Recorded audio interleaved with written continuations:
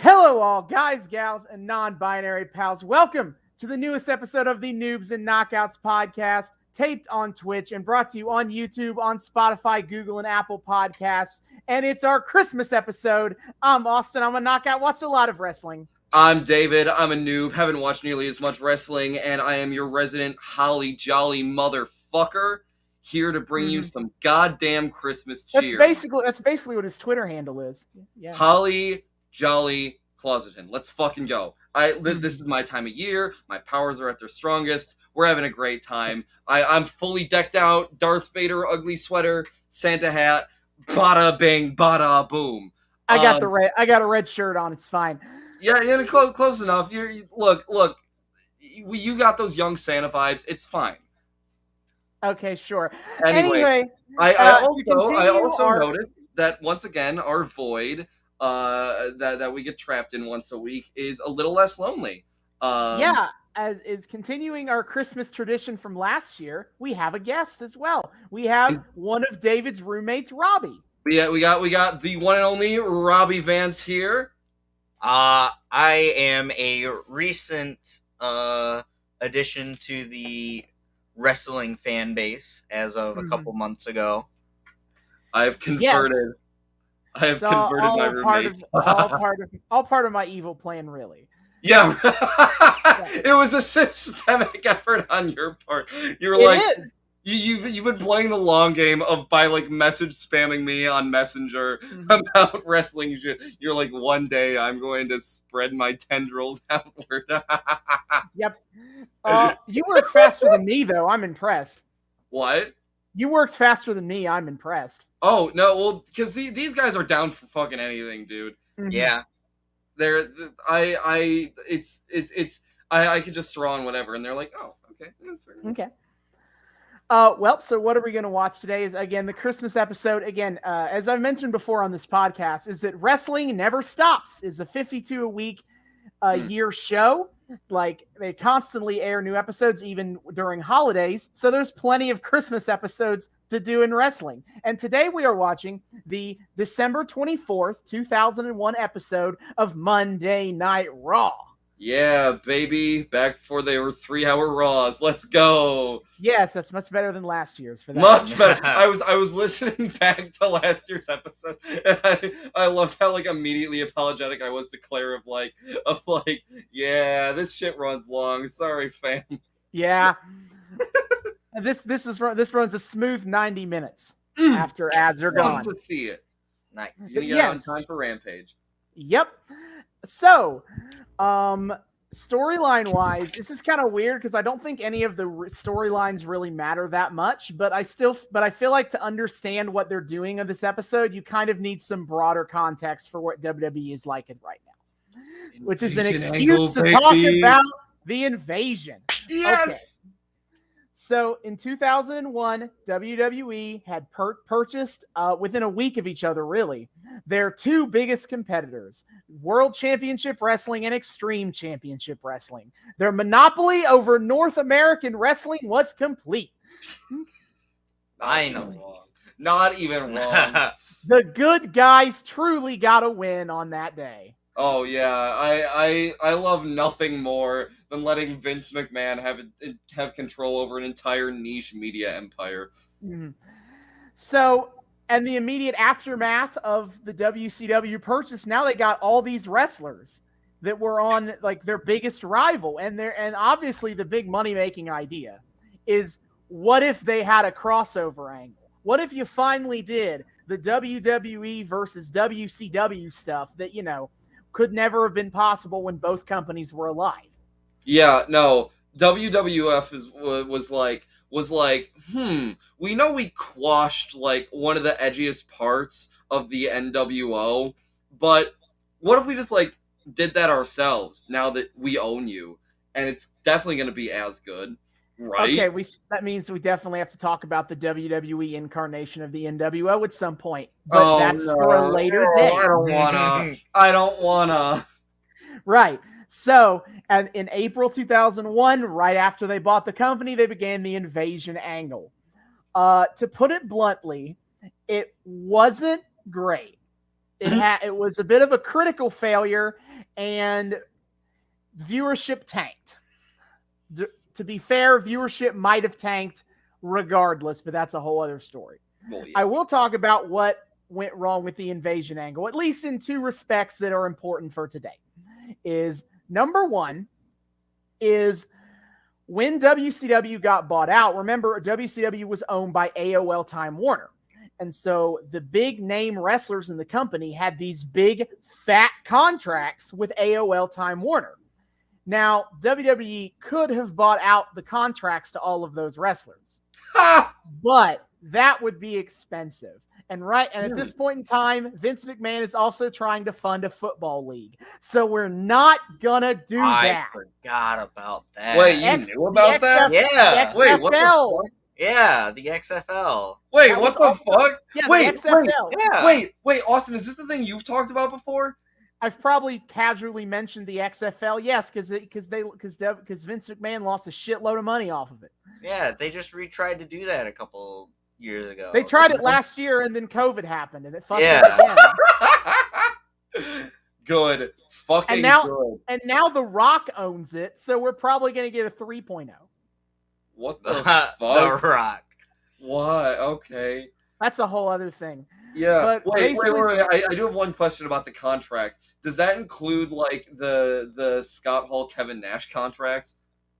I'm going to talk about who's under contract that the WWE didn't pay for, but yes, is right now is so again these were very expensive contracts, and the wrestlers didn't really want to get back to work because then they get paid a fuckload of money to do nothing and sit at home, so they're cool with that. Mhm. So here is a brief list of some names that are not part of the WCW invasion angle: Hulk Hogan, Scott Hall, Kevin Nash, Ric Flair, Goldberg, What? Sting, Scott Steiner. Thing? No. Yes, the only people, all of the biggest names in WCW weren't there, except for Booker T and Diamond Dallas Page. They both felt that their stock would drop if they both wanted to come in and get started immediately and kind of start getting back. They thought they had momentum and they could get featured on TV. They wanted to keep working. Much respect to them. They weren't DDP was treated terribly. He was turned into a stalker of the Undertaker's wife, and the Undertaker kicked his ass, and then the Undertaker's wife kicked his ass. That Went great. That sounds look, funny. at least Booker T got treated well. He was treated okay. Yeah. He was treated all right. Pleasantly surprised at that, but sure. But yeah, other than those two wrestlers, we're kind of a bit of the middle of the barrel and the bottom of the barrel of WCW were all we had. Wait. Also, tengo pregunta. Maybe I'm getting ahead of where you're of notes you're gonna give during this front half. Doesn't the invasion angle climax with Ric Flair? Ric Flair comes literally the night after the invasion angle ends. Okay, sure. Great. So then what they do is to kind of fix the issue. They start bringing in ECW guys. You know, Rob Van Dam, the Dudley Boys. I'll probably talk more about them. Hey. The Taz. Team Taz. Wait, Team Taz? Taz was in ECW. He was a big ECW guy, so he was brought into this storyline to be part of it. Oh shit! Okay, I love seeing like guys I follow in contemporary days like pop up randomly and old shit. And so they did the WCW and ECW combined to become the Alliance, and they're going to destroy the WWF. And when that didn't work, then we also had defections. The biggest name defection, we had WWF wrestlers jump ship to join the Alliance for reasons I don't know. Because a lot of them, the ones who jumped were all wrestlers who, by their own admission, had a terrible time working at WCW. But, you know, I guess fuck Vince McMahon, I guess. I don't know. Maybe Vince McMahon was just worse. You know what? That's not even entirely impossible. Right. And the biggest name defector was Stone Cold Steve Austin joining the Alliance to fight Vince McMahon. Okay, well, Again. that tracks. Yeah, that checked out. It does. But there comes a problem is I'm going to pull up Survivor Series 2001.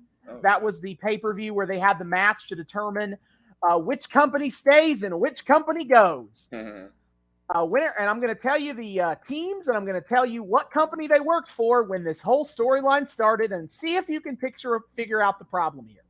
Okay. The team WWF was The Rock, Chris Jericho, The Undertaker, Kane, and The Big Show. They were all in the WWF when this started. Okay. Okay. Versus The Alliance, Stone Cold Steve Austin from the WWF, Kurt Angle from the WWF, Rob Van Dam from ECW, Booker T from WCW, and Shane McMahon from the WWF. I see the issue. Wait, what the fuck is Shane doing with the Alliance? That is a good transition to another problem. Oh no. Despite the fact that Paul Heyman was working as a commentator, the owner of ECW, Paul Heyman, was working as a commentator for the WWF during this time, and within a year, Eric Bischoff, the president of WCW, would become an on-screen authority figure for the WWE. Me and David covered this last time. They weren't involved in this invasion storyline. Instead, they made Shane McMahon the storyline owner of WCW, and Stephanie McMahon the storyline owner of ECW. Why do we keep doing weird shit with the owner's kids in this time period? Listen, because the McMahons had to put themselves on TV because they're the big stars, and we got to do the McMahon family drama. And that's ultimately what this became. It became the WCW versus WWF just became more McMahon family soap opera. So it became a telenovela, basically. And not a good one either. Yeah, no, wow, it's almost like Vince's career aspirations outside of being like a wrestling owner, and he takes every fucking opportunity he can to shoehorn in those career aspirations in a really desperate bid to seem multi-dimensional or something. Yeah, it was bad. So the WWF won. Hoorah. The Alliance was all fired in storyline. That comes up in a few of the bits I'll talk about. Everyone was storyline fired except the people who were champions and one wrestler, Test, who is just a big, beefy dude. Oh, that motherfucker. He won a battle royal so that he got immunity. He couldn't be fired. But everyone else in the Alliance was kayfabe fired, and they were and the ones WWF liked, they brought back in. But to move into the night after, to get to the Ric Flair part, the night after the Survivor Series pay-per-view, Vince McMahon was on his most gloaty feeling. He just spent the whole night just cutting promos and gloating about how he finally wins.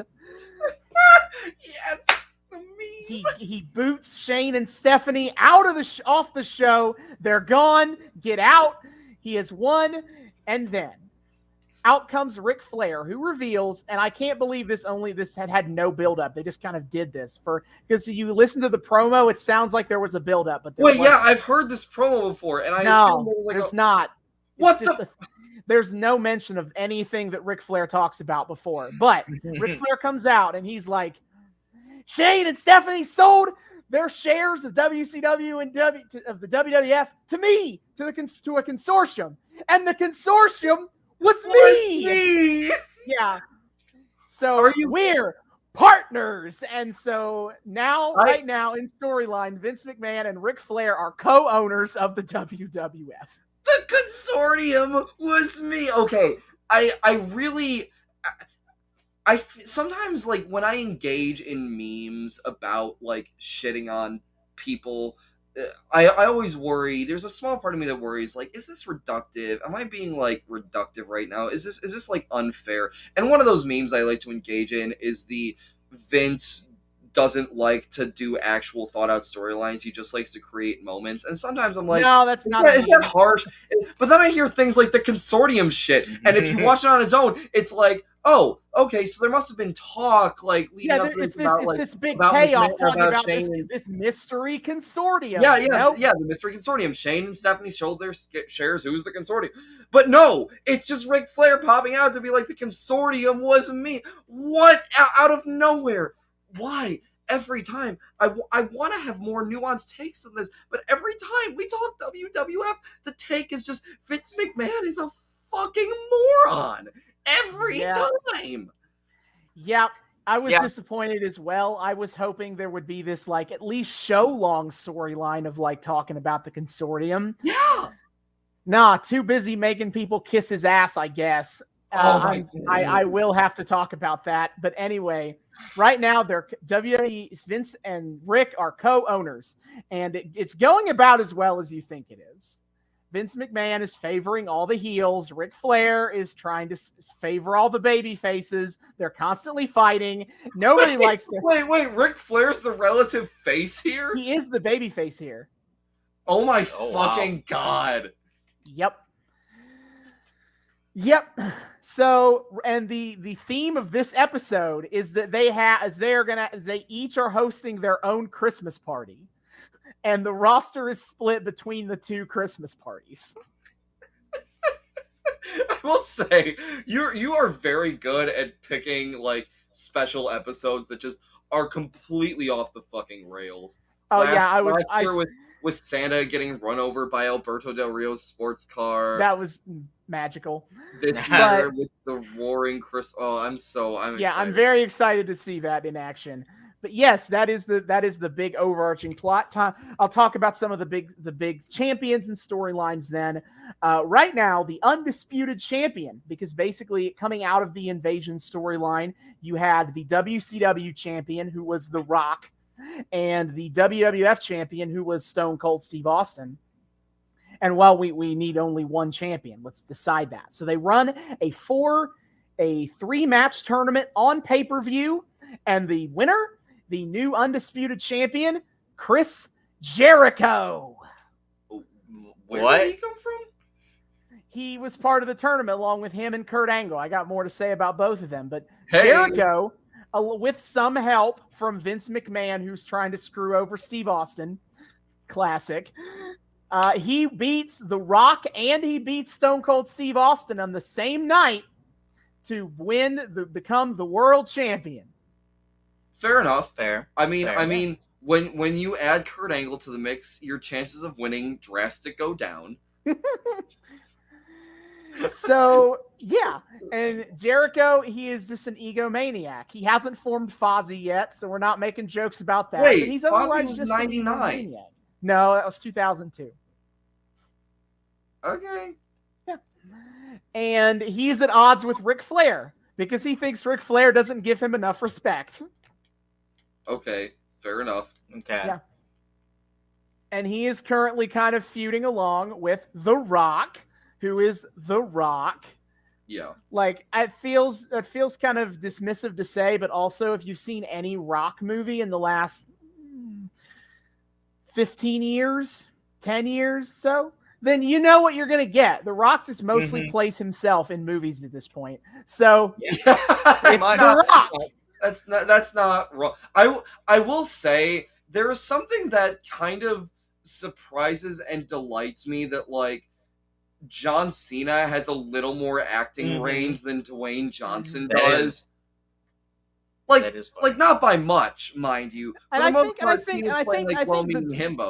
But like, I do think The Rock has some acting range. He just doesn't use it. He just doesn't. But like Cena takes like some variety of roles to an extent. You know, again, not perfect, but like it does feel a little bit more fleshed out than The Rock.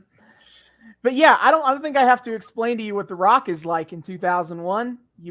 Whatever preconceptions you have is probably it. I mean, I smell what he's cooking, so I think that's all. That's about all I need.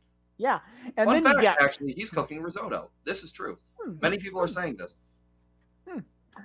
We're also Kurt Angle is still in the mix for this world championship, and Kurt Angle, he is an Olympic gold medalist, legit. He won in the 1996 Olympics.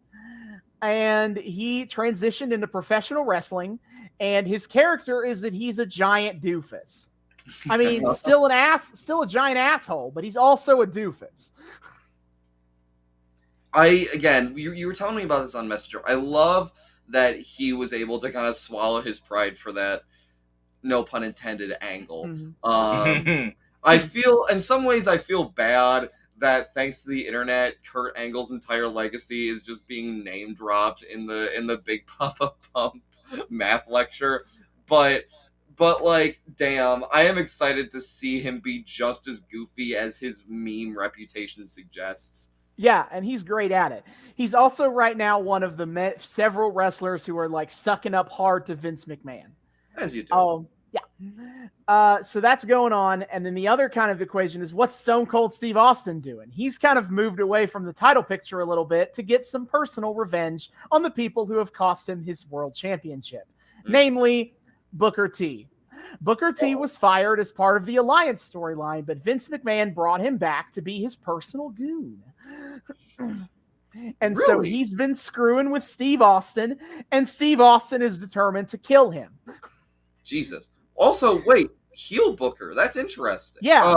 I mean, I guess we've seen heel Booker before, technically. Yes, but like he's like trying to be an asshole. But yes, he cost Steve Austin his championship. He stole Steve Austin's truck. Oh, then he destroyed the truck. Oh, never no. touch another man's truck. Wait, Austin, I have a very important question for you. Does Stone Cold's truck have a Confederate flag on it? No, but it does. It has his giant skull logo though.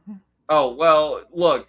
As long as we don't have to repeat he's not that kind of redneck, son. No, I mean this is true. I mean, this is a man who I still am not over this, but like got on his podcast once to rant about basically how based gay marriage was, and I'm like, yeah, okay, Stone Cold's very progressive redneck. I'll give you a hell yeah. Yeah, I appreciate that. All right, a whole lot. But so that's Booker did that.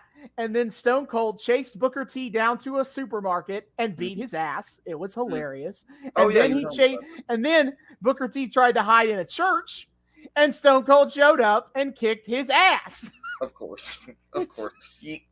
You got it. This sounds like a proto R-Truth sort of situation. How so? Like the goofy segments of this sounds almost like the R-Truth like 24/7 belt thing of like the goofy segments of like hiding out somewhere, trying to hide from the wrestlers, trying to kick your ass, only to have it fail miserably and still get your ass kicked anyway.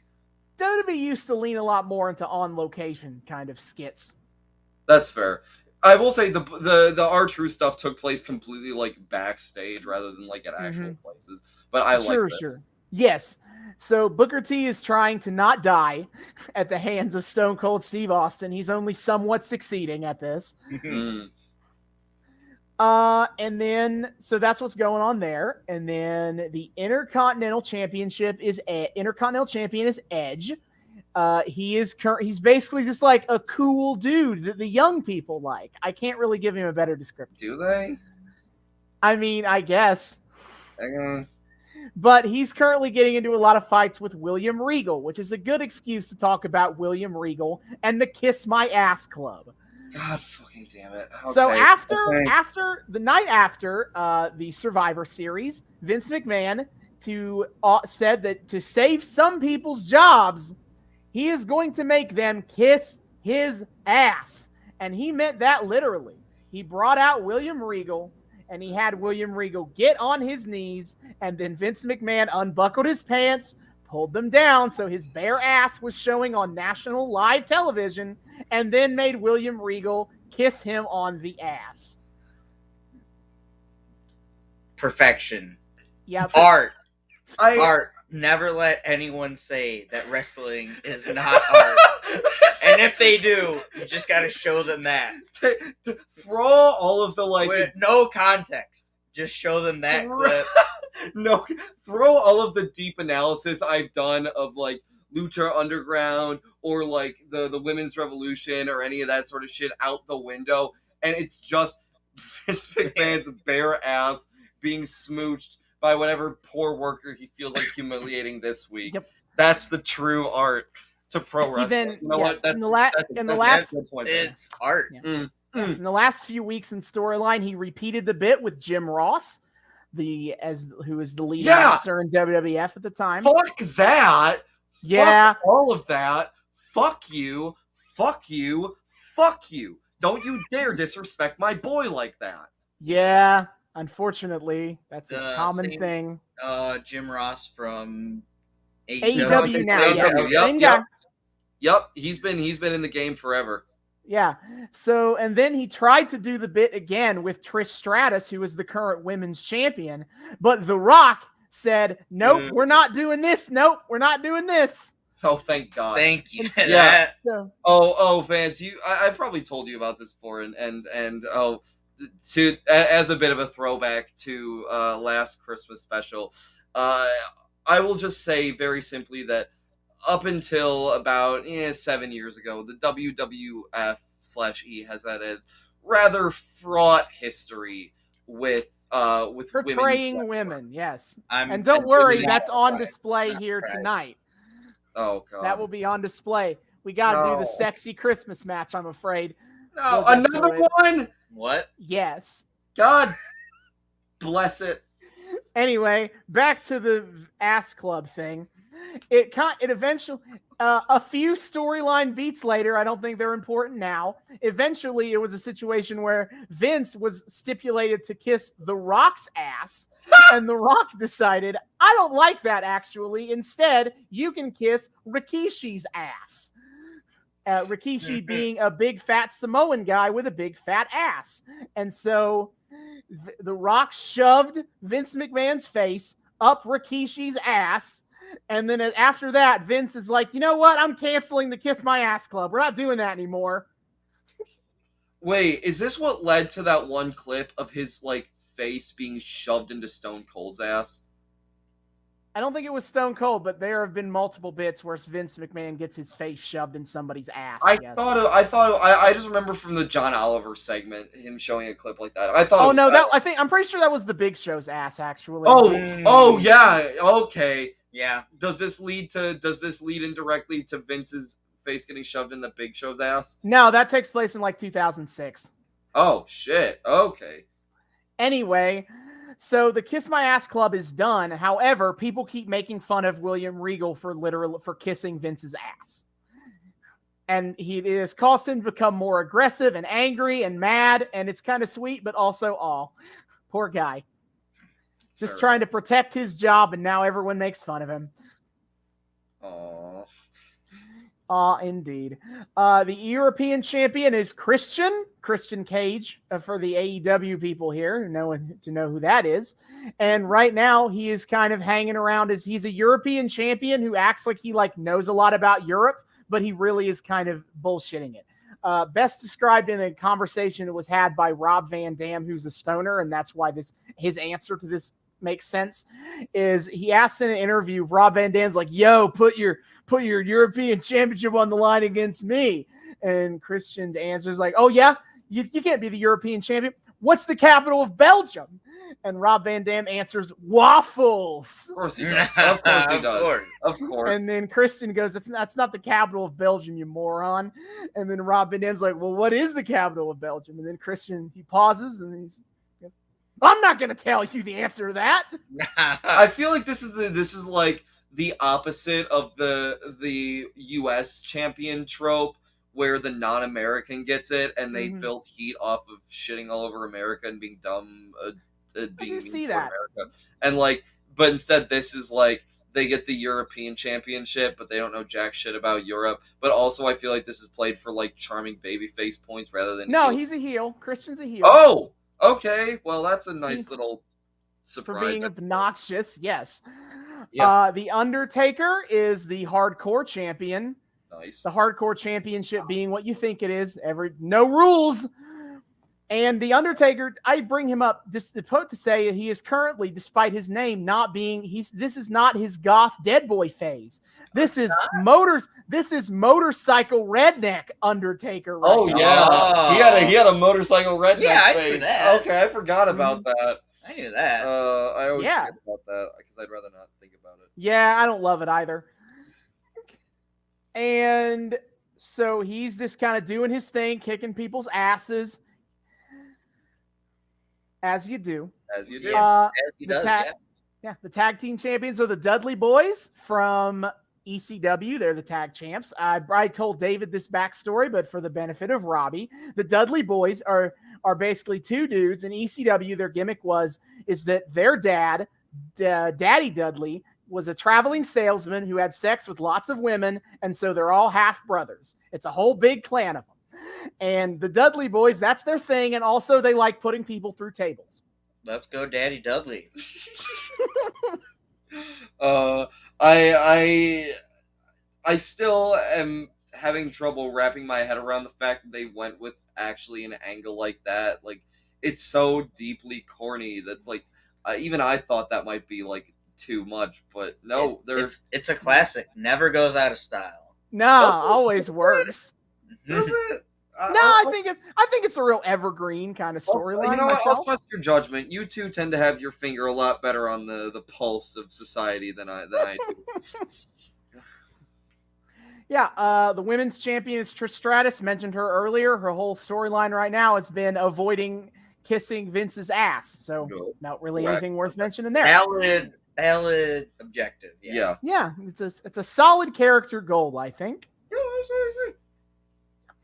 And then just two more non-wrestling storylines non-championship storylines, I should say, is that right now we're having the dissolution of the Hearty Boys. David just mentioned to me this week that he didn't realize that Matt and Jeff were two different Hardy wrestlers, but they are. It is Matt Hardy and Jeff Hardy. They're brothers. They're a tag team. Look, or they were. They both got four word, one syllable, four letter names. And I haven't paid too much attention to either of them, so it got a little confusing. Okay, get off. Yep. Anyway, they're a tag team. They're doing great, and they started losing. Then they started fighting within each other. Some sad stuff. And then Lita, who is their valet and is a wrestler herself as well. She was also Matt's girlfriend, both in storyline and in real life until about 2006. That's a whole other story. But because she refused to kind of take a side in this issue, Matt was like, "What the hell? Why are you not on my side? You're dating me." Mm-hmm. So that also caused the dissolution in that personal relationship. And now none of them are happy. It's great. However, to be fair, on the last episode of Raw, The Undertaker beat the ever-living shit out of both Jeff and Lita. As a reminder, intergender violence is very much a thing that can happen at this point in time. Yeah. As long as the women aren't allowed to fight back. But after that happened, we get a scene of Matt seeming to like actually be concerned for the health of his brother and ex-girlfriend. So you know what? Maybe there's hope. Fingers crossed. Yeah. Maybe the magic of Christmas can restore. Should have stuck to solving mysteries with Nancy Drew. Oh my fucking god.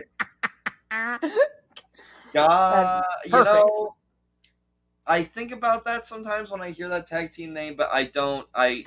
The first thing I thought of. God. Yeah. They can't help it. That's their names. They did that on purpose. Yeah. And then another storyline that's happened is Lance Storm. He's a wrestler from WCW. He got fired as part of the Invasion storyline, and he has been fighting tooth and nail to get Ric Flair to let him have a job. And Ric Flair finds him annoying, so he kept putting him in matches to let him fight to win his job, but he keeps losing because they're hard matches. And eventually, though, he did get his job because he beat The Rock by countout because of interference from The Rock's other rival right now, Test. Coming back to him, who's currently his bit is, I can't be fired, so I'm going to be a huge asshole to everybody because you can't fire me. And The Rock, he fucked with The Rock, and The Rock is like, oh, hell no. Not putting up with that either. Those are two random ass dudes to pair up against The Rock, but okay. Mm-hmm. And so, yeah, that is where the Monday Night Raw is right now in 2001. All right. Wow. And so, if you would like to watch the December 24th, 2001 episode of Monday Night Raw as well, you can do so at peacocktv.com, WWE's current U.S. streaming partner, for $4.99 a month with ads, $9.99 a month without ads. You can get all of WWE's back library, including every episode of Monday Night Raw. If you're outside of the U.S., the WWE Network, which is $9.99 American, should still work. Or with a VPN, because fuck Peacock. VPN is occasionally work. Can't guarantee. Oh, well. Either way, fuck Peacock. Indeed. And so we will be back in the back half to talk about this episode of Raw. See you guys then. Sweet. Mm-hmm. And we are back. We have just finished the December 24th, 2001 episode of Monday Night Raw. All right, as is our tradition, when we have guest stars on the show, we first and foremost got to throw it to our esteemed guests. What do you think, buddy? Art. High art in its purest form. Pure. So the reason, because the intelligent media analysts that Austin and I are, we like to have reasons for bringing guest stars on. As I told you, when Austin told me that this was a story of two competing Christmas parties, I knew I had to get some leading party experts, some people who really knew how to vibe with people, with women, and with alcohol. Clearly, so I had to get one of my boys in here. There are no finer. So I need your expert analysis. What was the vibe on these Christmas parties? What do you think of them? Was there a clear winner? What did they do right? What did they do wrong? Give us the rundown here. So they were two different vibes. Mm-hmm. The Vince McMahon had that, high class, everybody secretly hates each other. True. It's a company party. You can't if your company is run by an idiot. Fair, valid, correct. Whereas Ric Flair's Christmas party, that's the Christmas party, with the boys in your shed in the barn. They had that the cheap beer where everyone's drinking essentially Bud Lights or quarters or whatever, the cheap stuff, but it's water. It's essentially water. Whereas, Vince McMahon had the high class, champagne bottles. He got the punch bowl. And punch He did have a bowl, punch yeah. bowl, yeah. So, me personally, I prefer, the backyard party kind of vibe. Mm-hmm. Chilling with the boys. Oh, speaking to my very soul. Yeah, I agree. As fun as Mae Young getting on the stripper was, I think I got to go with the Ric Flair party. Yeah. No, I'm here for it. I'm here for it. So that's the overview of the parties overall. Plus, I gotta say, Tajiri was a much better Santa Claus. He gave out gifts. All Bubba Ray did was have Stacy Keibler sit in his lap and he drank beers. Yeah, seriously. Which fair, but if you're gonna put on the red suit, you gotta put in the work. Yeah.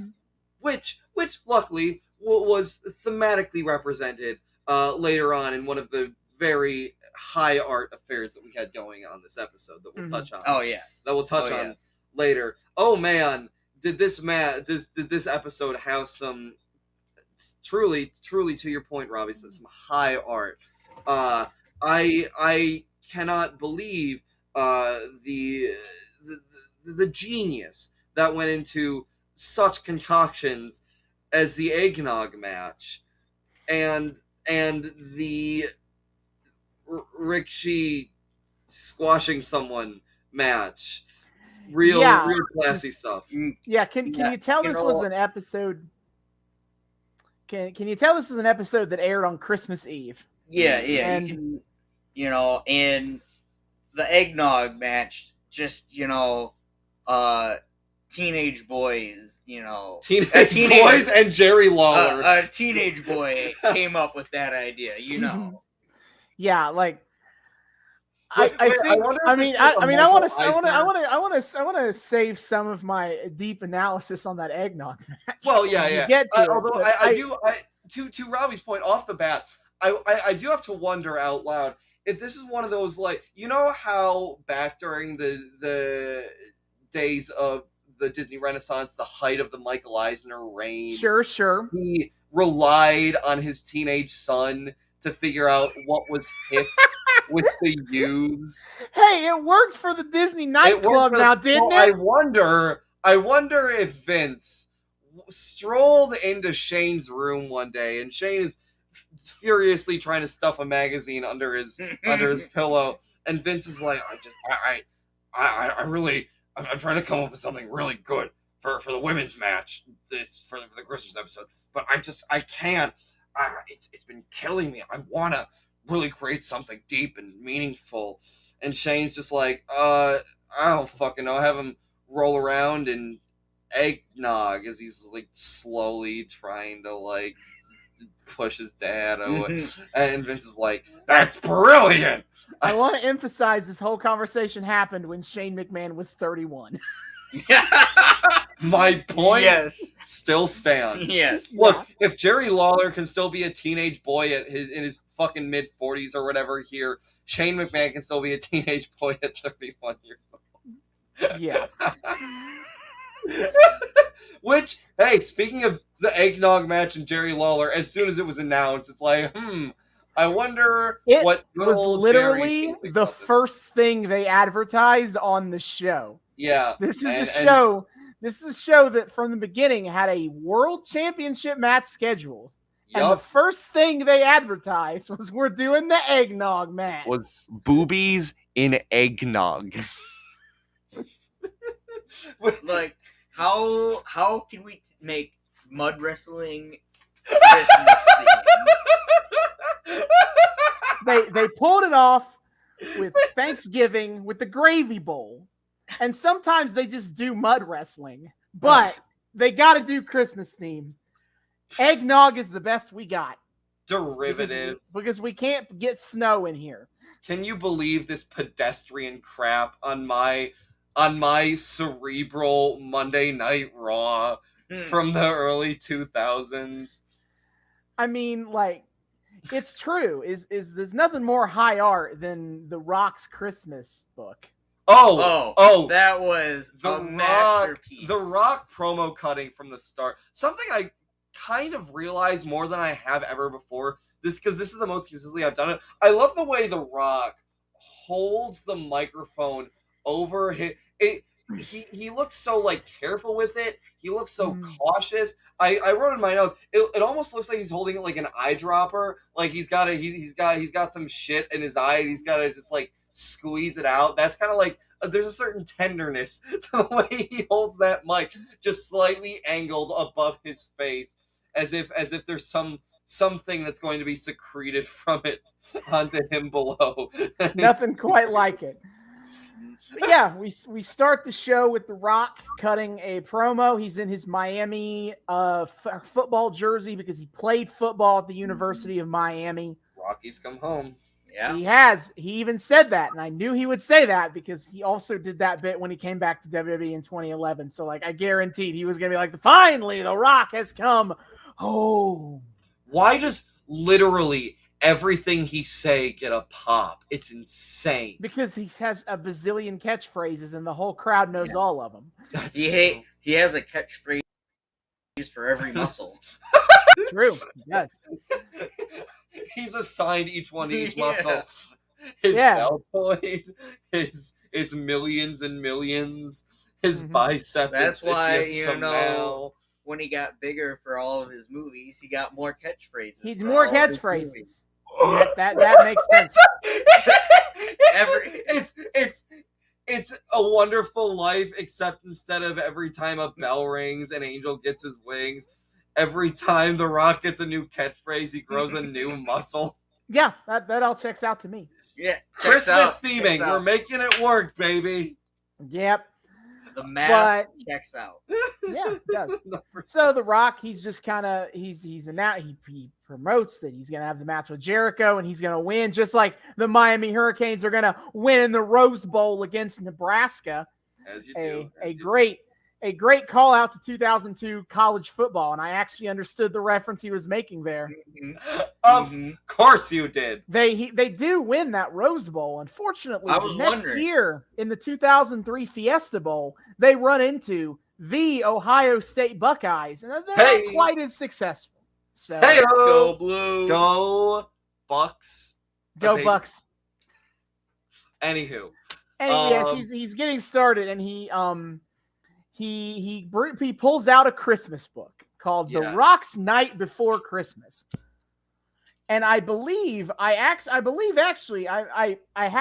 sometimes I will to give away how I work here. I do keep a recap of the show in front of me just in case I need to remember stuff and forget. And what do I have here? But they have the full quote from the book. So let's go ahead because I need to break down its poetic integrity as it goes on. So yeah. Broke is studying A Christmas Carol in your high school lit class. Woke studying The Rock's Night Before Christmas. Absolutely. So it goes. 'Twas the night before Christmas, and all through the house, not a creature was stirring, not even a mouse. True. The weather was warm, not a trace of snow, as The Rock got ready to whoop Chris Jericho. I have to say, it was a strong start. I always appreciate when every now and again a misemphasis on a syllable can spring a surprise rhyme at you. I appreciated that. Yeah. That was a strong start. I wish there was more follow through on that, but we'll get to it. Yeah. Jericho's claim to be the best The Rock finds quite brutal. But really, Chris Jericho is a man who has no strudel. Yep. It remains solid. Please continue. I am a living legend, Y2J would sing, as he trembled with fear heading into the People's Ring. Now, this is where I need to point out, things start getting a little fucky with the meter here.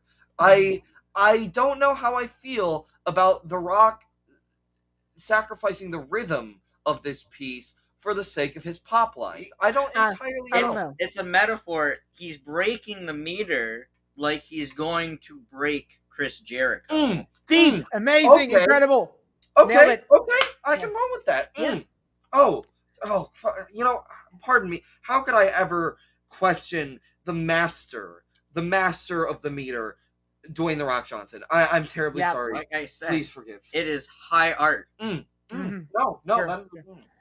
And faster than Scrooge saw the ghost of Christmas past, The Rock hit the ring and whooped Chris Jericho's ass. Slant rhyme. I'll take it. It seemed real certain the title would switch as The Rock made Chris Jericho his own punk ass bitch. Quality. I will say, love the rhyme. That was a good rhyme. Nice way to incorporate the expletives here, and it flowed a little bit better with your recitation. So maybe The Rock just got a little funky there. Yeah. And after The Rock pinned Jericho 1, 2, 3, stood over his limp body in victory, The Rock grabbed the mic and told everyone in sight, "Merry Christmas to all." And then it gets cut any more analysis you would like to say before we say. Yes, the Kurt Angle comes out to interrupt this beautiful, which is truly the biggest heel move he could pull for the night. That built so much. My heat for Kurt Angle went from 0 to like 20 billion real quick from that. It's true. So he comes out and the crowd immediately starts chanting "Angle sucks." Yeah, correct. As you do. Then Angle, he starts out by talking about Christmas, and he talks about Santa Claus. He says he sees you when you're sleeping. He knows when you're awake. Santa Claus is a pervert. Yeah, and then we cut to a dude in a full Santa suit in the crowd who looks very offended. Yeah, how dare he? You can't go after Santa Claus my like boy that. Santa like that on his day. No, I'm wearing his swag. I mean, we pull for the guy. Yeah. It's Angle. Again, the heel heat. He's ruining Christmas. He's fucking grinching it up in here. I don't appreciate how Angle stole the title.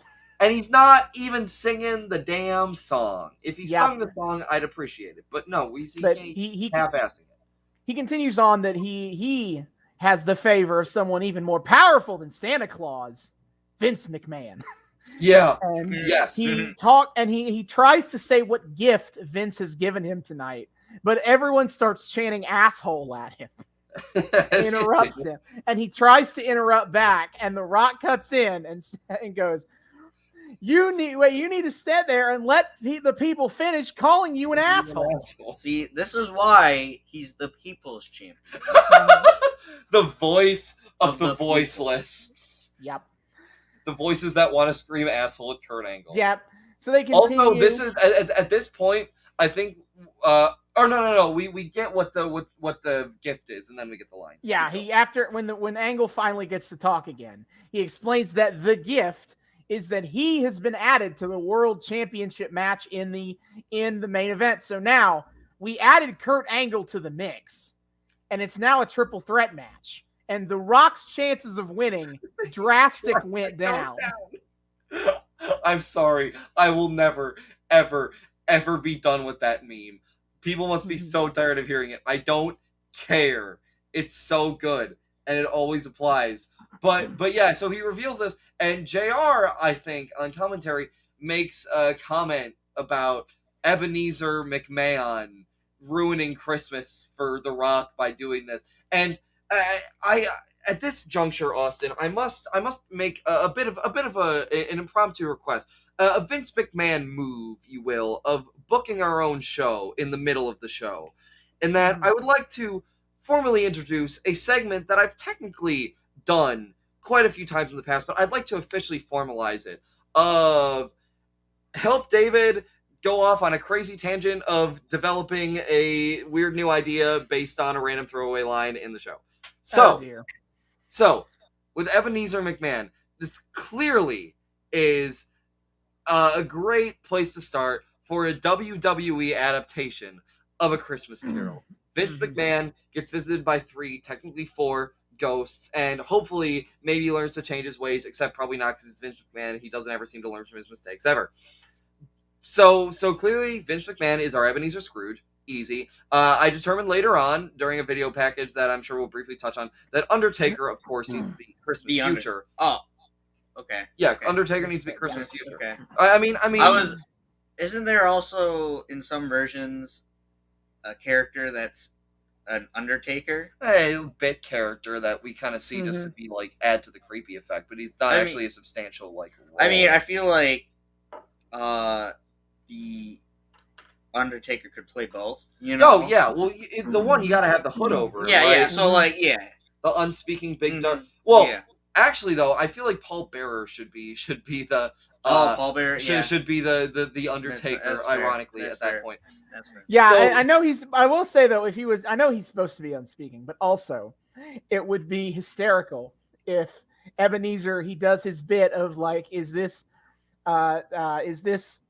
future that is to be, or is only a power, whatever. I don't know. I don't know the quote. But you know what I'm asking. Is this the are these the shadows of things that will be, or things that might be only? And you could have had Paul Bearer go, oh yes, would have been hysterical. That would be great. So we need a Christmas past and a Christmas present at the very least. And I will say we can pull from any era we want. I will add that caveat, because Vince McMahon as Ebenezer Scrooge is fucking evergreen. I feel they made this joke in a show. I feel Taz should be Tiny Tim. Absolutely, I'm into it. Absolutely. And it's also perfect because the biggest thing about ECW, besides it being like a cult following, is also that Paul Heyman never made a goddamn cent in that thing. Wrestlers constantly never got paid because they never made money. So it fits that Tiny Tim, Taz is Tiny Tim because he's also broke. Oh no. I really like that.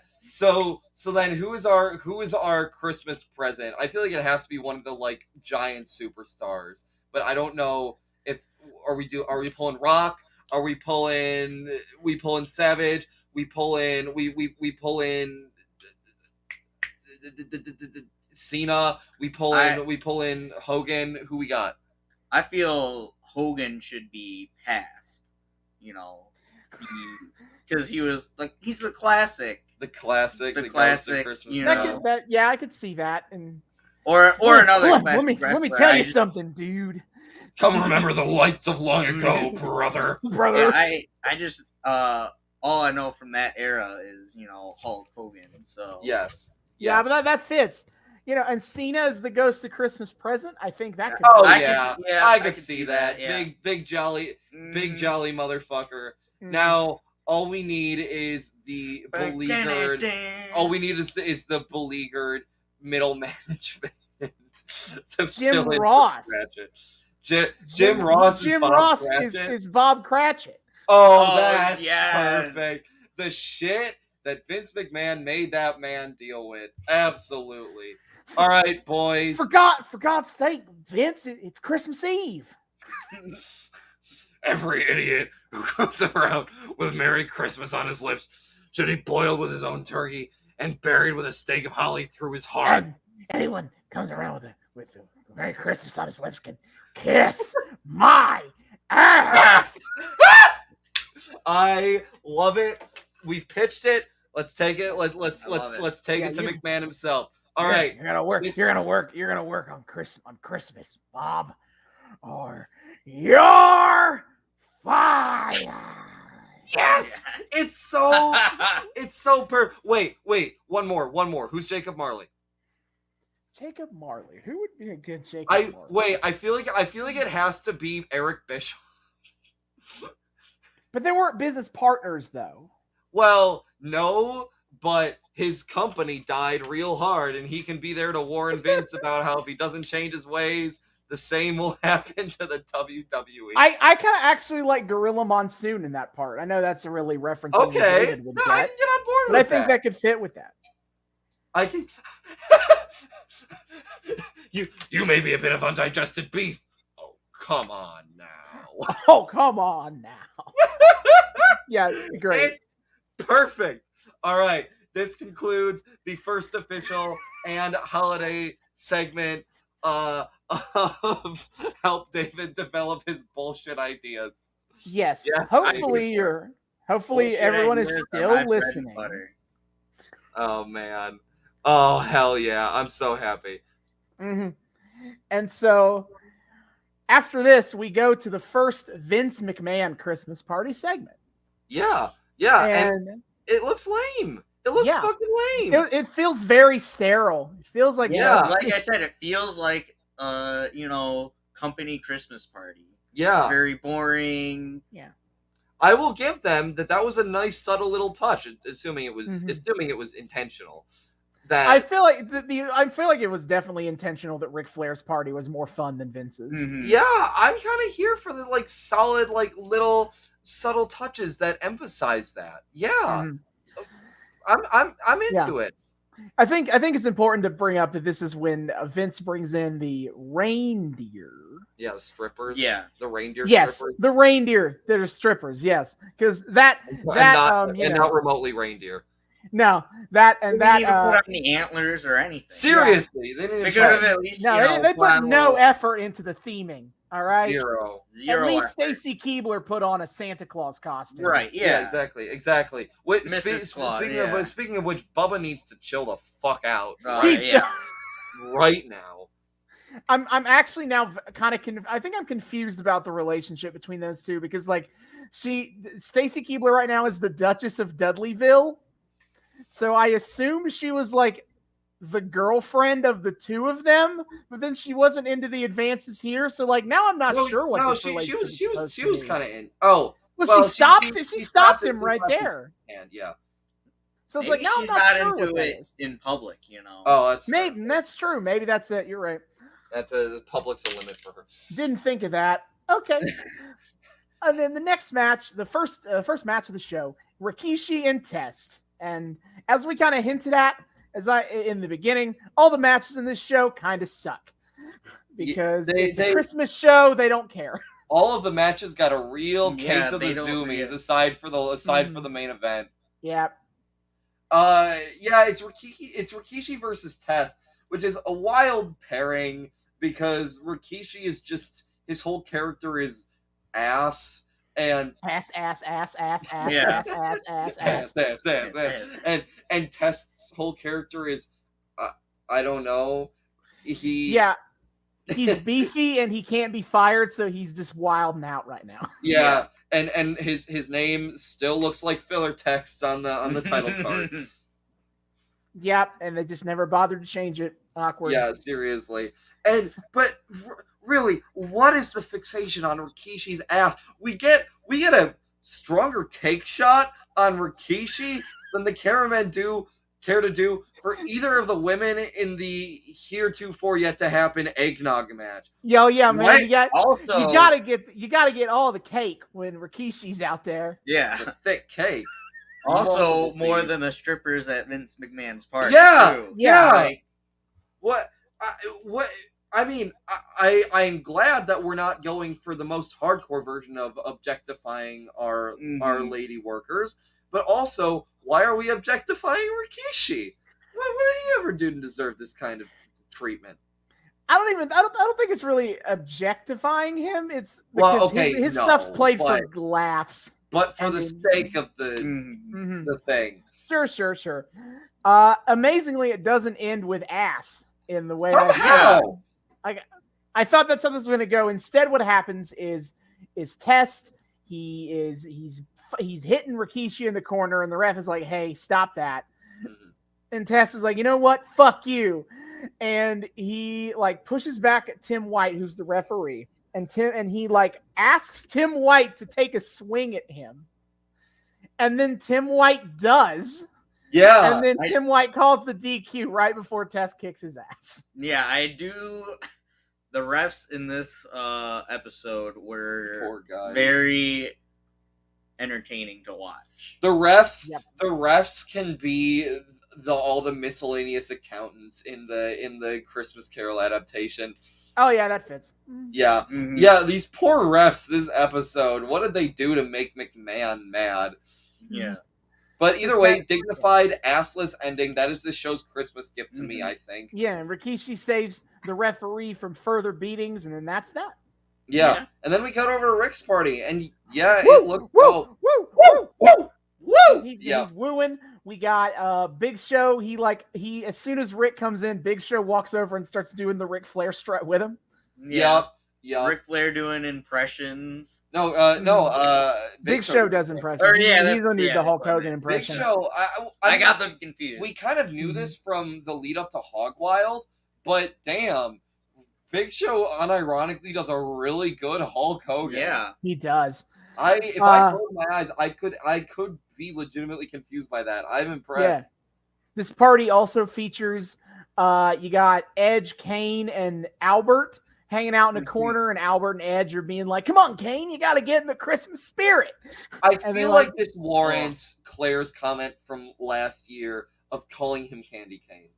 Yeah, I see it because they put him in the Santa hat, and it's fun. They hang a little ornament bulb off the front of his double or single. Stick a couple bows on his cheeks. And the best part is the way he plays it. At first, you think he's gonna fucking punch, wreck him. Edge. Yeah, but he kind of gets into it. Yeah, which is again why Kane is my favorite, and I love the fact that we've now for 2 Christmas specials had Kane weirdly being in the holiday spirit in his own caney way. Yeah. And then the holidays. True. And our Santa Claus in this party is Tajiri, who's the Cruiserweight champion. Forgot about him earlier.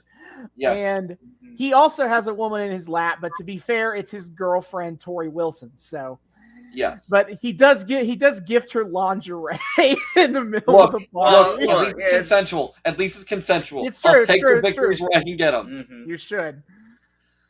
No, but yeah, he seems like he's making for a great Santa, as Vance was saying earlier. I do like though how easily put off he seems like he gets about things going on around him. He's a little bit of a shy boy, yes. Yeah. Oh, soft boy. WWE actually saying soft boy rights? Damn. There was once a time this show was for me, but that time is no more. Let's see. Then Vince had another party. I think this is when Taz gets the short jokes from Bubba. Yeah. From Bubba, who is maybe 3 or 4 inches taller than him. Is this the one when Mae Young if Moolah and Mae Young come in the next time? I think. Oh, okay. I'm trying to remember when they come in. I don't know. I thought they were. But whatever. Then the next match is Billy Gunn and Chuck Palumbo. Billy and Chuck against the headband. The Acolyte Protection Agency, the APA. Which I have to point out, when Billy Gunn and Chuck Palumbo exchange headbands. Oh yeah, at the Vince party they exchange gifts, and they're both headbands for each other. And they try to do this thing where they're like, "What'd you get me? What'd you get me?" They're both matching headband, except really only Billy Gunn says that, and Chuck Palumbo kind of stumbles over his words, and it's I love the failed attempt at being in sync there. Let's wear them to the match. Oh yeah, no, that's what they did. Say, let's, and Billy Gunn's like, wear them to the match, and Chuck Palumbo's like, yeah, well, we only get one take. You get one take for this. You what? We got one shot. Fuck it, we're doing it live. Yeah. So Billy and Chuck, about them, we're not there yet in storyline, so it's probably cheating to bring this up. But they're most famous in storyline for being a gay couple. I'm going to be straight up with you. Wait, I what? kind of made a joke about them being romantic together. No, they're a gay couple, and they even have a gay wedding. And WWE teams up with Glad for this. Wait, until based? Wait, you need to let me finish. Oh. Until it is all a big swerve, and at the wedding, they're like, hold on, we're not actually gay. This is all a publicity stunt gone wrong, and we're not doing it. And then it ends with Eric Bischoff sending his goons to beat up Billy and Chuck, and that's the end of the storyline. And Glad was very mad. And Understandable. Walk him and walk. God fucking damn it. Of course. Now we've got a new host for the show. Christ. Yeah. Why? Of course. Why did I actually think? Why did I get suckered into that? They were still doing Gold Dust up until the fucking early mid 2010. What? How did I get okay. But yes, Billy and Chuck, they're not. The storyline isn't that they're gay yet, but we're getting there. God. They do win this. They do win this match, though. Oh God. Either way, yeah, their match with the APA is fun. Mm-hmm. I don't got a whole lot to say about it, but it's got, again, real case of the Zoomies. Is this when Lawler says the line about the mistletoe belt buckle? Yeah, that is when that came in. Yeah, please, again. I can't say this enough. This meme has been around since the inception of our show, and it will never die. Shut up, Lawler. Yep. For clarity's sake, he's talking about being at the Christmas parties, and that he's got a mistletoe around as a belt buckle. Workplace sexual harassment via mistletoe. Not the first time in this episode that gets brought up. Not this. Yeah, not the last. Or not either. the. Yeah. Or no, not the last. Yeah, not the only time.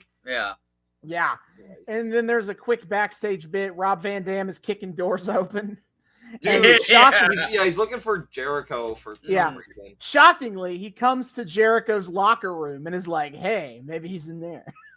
Yeah, we here thought he was looking for the can of Who Hash that the Grinch stole from him, but alas, somebody took his stash, bro. He's looking for a fight instead. Yeah, but he finds Lance. When he finally pulls up to Jericho's dressing room, he's about to slam the door open, starts to knock, and then he's like, wait a minute, and then just slams the door open. We really went through a process there. Yeah. But he meets Lance Storm inside, and Lance Storm is basically like, Jericho ain't here. Can I take a message? By the way, fuck you. And so that gets RVD real heated, and he challenges Lance Storm to a match that night. And I have to really highlight this moment too. We get he challenges Lance Storm to a match and storms out, and we get this zoom in on Lance Storm as Lance Storm kind of looks off to the middle distance and goes, "Yeah, sure." He's really going for the Oscar there. I don't know why we focused so hard on that, why it was so fucking sinister, but man, they really gave Lance Storm a moment here for a second. We get another bit in the Ric Flair party. I'm pretty sure this is when the Big Show did the impressions bit, because I can't think of anything. No, this was because the impressions bit already happened. This is Big Show and someone else. It might have been Edge. We're fucking sitting on either side of Kane, also wearing Kane masks. Oh yeah, I forgot that happened there too. It was so cute. I want a Kane mask for Christmas. Oh man. Yeah, then we get RVD and Lance Storm their match. Again, real case of the zoomies. I'd probably say it's my favorite of the zoomies in the sense that it was really athletic, because they are. Yeah, it was all right. But yeah, it's like 3 minutes long. What do you want? Yeah, I know. There's not much to go in depth to here. Yeah. Then the third Vince party segment. It's either this one or the last one, when Howard Finkel, the former ring announcer for the WWE in the 80s, he brings in, he's got the most beautiful women with him. Yeah. And the most beautiful women that money can buy. Yeah. Which this reveal gets even weirder when you think about the fact that he's implying that they're acting as hookers for the evening. Yeah, and Vince is like, oh yeah, and give them to me. And it is, of course, Mae Young and the fabulous Moolah, who, if you don't know, are women wrestlers from the 50s. They're like in their 70s and 80s at this point in time. Oh, damn. And so obviously now Vince is completely horrified at what these two crazy ladies might actually do. But again, why are they hiring themselves out as escorts at Vince's holiday? Because they're wild, man. They did it. They don't need the money. They just did it for the hell of it. Yeah, they did it for the hell of it. This is also, I believe, no, the next Vince party is the Maven thing, I think. Yeah. I think so. And then, oh boy, here we are, folks. We are at the real main event of this show. The eggnog match. The eggnog match, which just, again, the fact that we have two blonde women with the proportions of stick figures with boobs, pardon me, rolling around in a tub full of eggnog. That already is, again, to use your wonderful phrasing, high art. But high art. The dressed as Mrs. Claus. Dressed as slutty Mrs. Claus, as you do. Well, I don't even think slutty. There's regular Mrs. Claus. But if we're talking high art, we really must discuss. One cannot have a conversation about high art without discussing the ever respectable medium of avant-garde, the genre of abstraction within high art. And there is truly fewer great abstractions to have in cases such as these as to pulling up to your eggnog match with an inflatable pool full of eggnog and realizing the inflatable pool, if you didn't catch that. Yeah. There have been absolutely zero rules or stipulations placed onto this match. What are the rules? Well, you see, it's all a metaphor for how life, they don't tell you the rules. You've got to fight your way through the eggnog to win. The best part about that, man, is you are accidentally aping a bit I sometimes do on this show, and you're doing about 10 times better at it than I have ever done. Just off the cuff. You don't listen to our show, you don't know, but this is a bit I sometimes do, and you crushed. Yeah. See, you merely adopted the metaphor. I was born into it, molded by it. Is Paula a metaphor?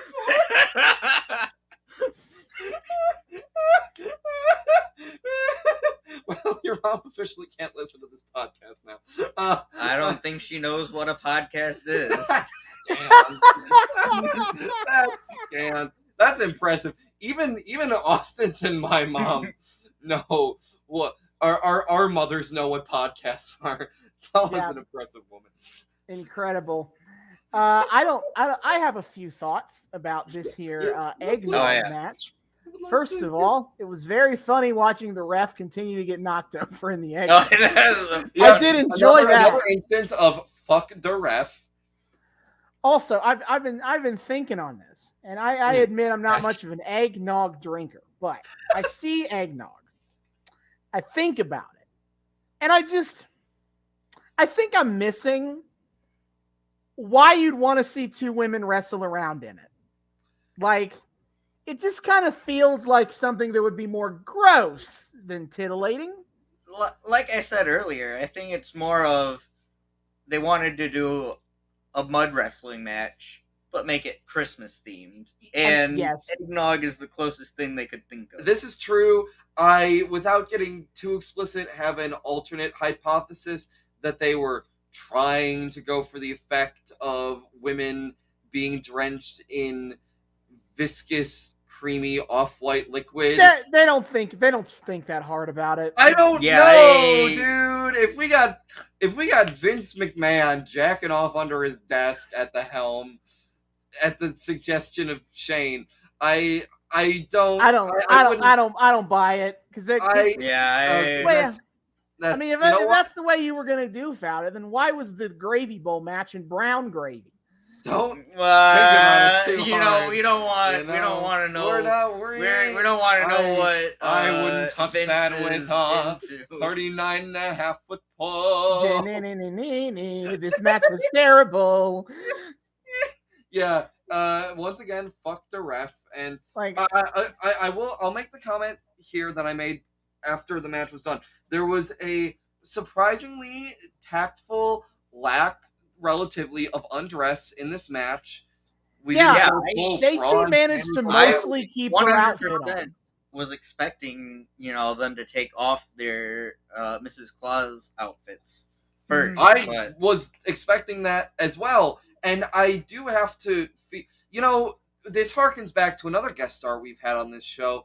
Thinking about that for more than 2 seconds, once again, to speak to a point that one Elizabeth Bergman made long ago, I feel quite bad for the laundry department having to get these quite nice Mrs. Claus suits. They were very well made. It looked very high quality. They were top of the line. They might have been tailored. They very well could have been tailored. I could pay several $100s for those things and be happy with the product. And I feel terribly bad for the laundry department having to look at those things drenched in eggnog and be like, how the fuck are we going to get these expensive things cleaned up? They got a year to figure it out, don't they? I suppose so. Yeah, but I feel like waiting a year on that laundry would not yield the best results. Also, eggnog isn't cheap. They had a whole swimming pool of eggnog. That's a few $100s worth of eggnog. That is at least a few $100s. I wouldn't be surprised if that went. They spent so much money for like 3 minutes. Yeah. So, I mean, you can't fault Vince for production value most of the time. But, man, if that doesn't make you feel bad for just every fucking one else backstage, even more than usual when you don't think about it. Also, the pyrotechnics.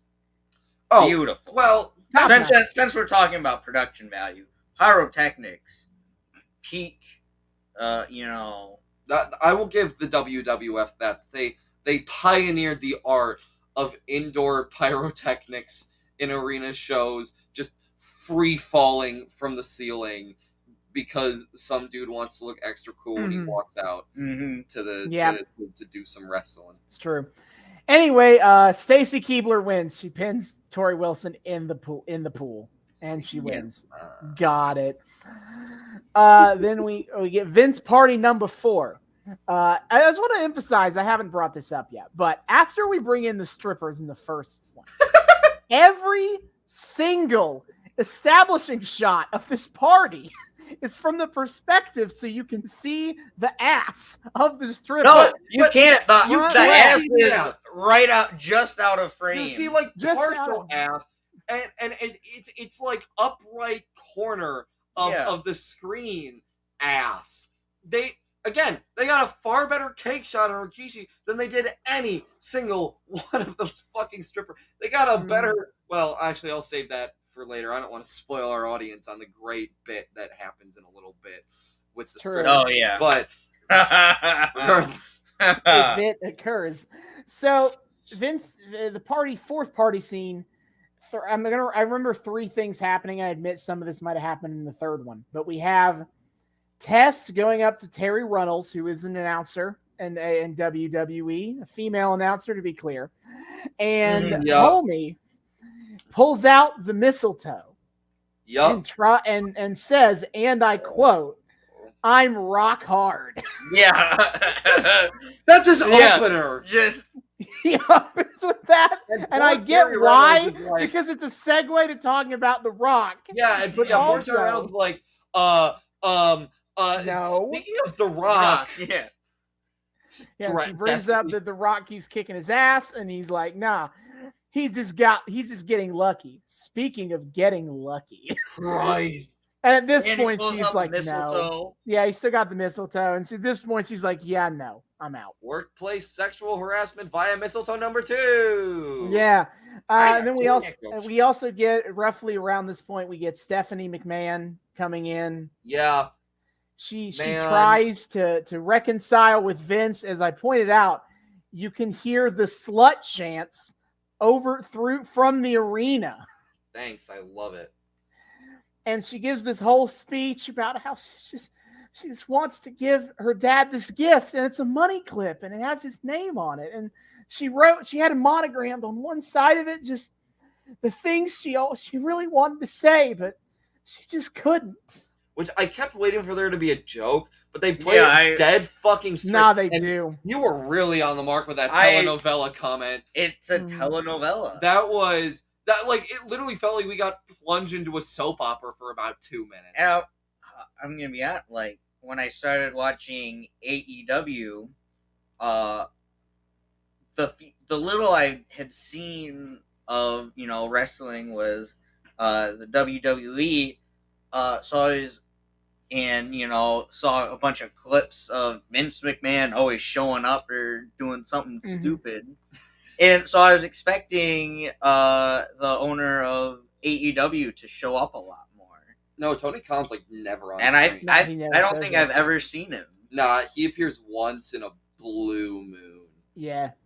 If that. Yeah, no, they take very different approaches. Shocker. But yeah, we get plunged into a fucking soap opera scene, and the clip probably says "I love you" or something, and Vince is just I assume that's what I assumed it said. I was really hoping it would say "Go fuck yourself." I was expecting it to say "Go fuck yourself." Yeah, or something. But Vince doesn't buy it at all, and I guess it's up to us to assume. What are you up to? It's Christmas Eve. What are you up to? And he just assumes this is all some ploy to destroy him again, and he throws the clip away, and he's like, I don't want you in my Christmas party, so get the hell out. Yeah. And she walks away in tears. Yeah, she looks, and he fucking whips around to his party goers and basically barks at them, "Have fun!" And they just go party. Yeah. Yeah, and then with the which I have to say, dumb as that fucking soap opera bit was, I like the touch of Vince's yes men being like, very, very Scrooge at his accountants. Yes. Back at the party, at the punch bowl, Mae Young is drinking way too much, so that's gonna come back later, I think. And then we had Maven, who won the WWE reality show Tough Enough, which was a reality show where you trained and if you want, like, trained as a wrestler and you did promos and shit, whatever. What do you do? Stuff you do in a reality TV competition. And the winner got a WWE contract. It has been very good at picking winners to have major stars in WWE. And of course, by that, I mean no winner of the show has ever gone on to any notoriety. Poor Maven. They tried. And he's just getting interviewed, and he makes a casual mention to the supermarket fight between Booker T and Stone Cold, and he thought it was funny. And Booker T overheard, and he's like, "Tell me you did not just say that." And he picks a fight with Maven. He swears he's gonna kick his ass later. Yeah. Yep. So again, I probably beat this dead horse way too much, but just once again would like to point out 2 separate matches now falling into Vince's lap in the middle of his goddamn show. I guess in this case he's Very too impressive. busy hiring strippers for his Christmas party to focus on booking his show properly. I kind of like it. I think it's it feels like, if you ever played the newer Mortal Kombat games, where there's a little cut scene and then someone comes in and that starts, the classic Mortal Kombat fight.